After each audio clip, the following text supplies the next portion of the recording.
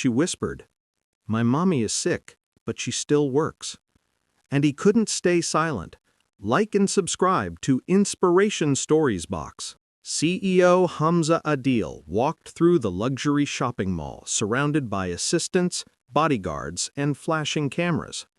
Every step he took echoed with power, success, and distance from real life. That's when he noticed a small girl, no older than 6, standing barefoot near a flower stall. She clutched a tiny basket of wilted roses, trying to sell them to people who walked past her like she was invisible. As Hamza approached, she looked up at him, not with fear, but with quiet hope. He handed her some money without thinking. Her tiny fingers wrapped tightly around the note as she whispered, almost ashamed, My mommy is sick, but she still works. The words landed like thunder in his chest. He knelt down slowly, shocked. Where is your mother? He asked. The girl pointed toward a small cleaning cart near the mall entrance.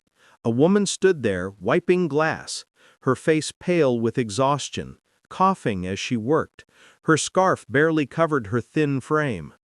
Hamza felt the world tilt. The girl continued softly, She doesn't eat much, so I can eat. She says she'll rest when I grow up. People passed, laughing and shopping, unaware that a mother nearby was working while sick just to keep her child alive. Hamza stood up, but he wasn't the same man anymore. Hamza walked straight toward the cleaning woman.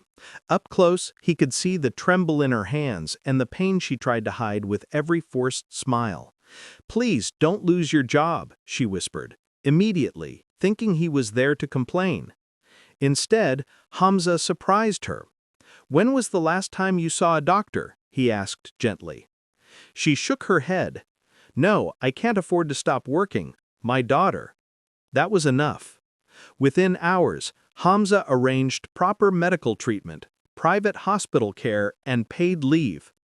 The woman didn't believe it until she woke up in a hospital room receiving care instead of scrubbing floors.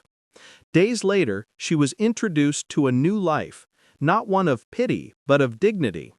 Hamza offered her a job in one of his company's offices with safe hours, medical insurance, and respect. But he didn't stop there.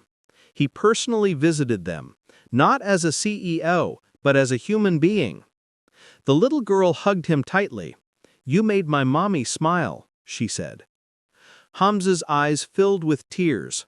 For the first time, his wealth felt meaningful. He had built skyscrapers, companies, and empires, but that tiny voice showed him what real power was. Not money, but mercy. Don't forget to like and subscribe to Inspiration Stories Box for more heart-touching stories.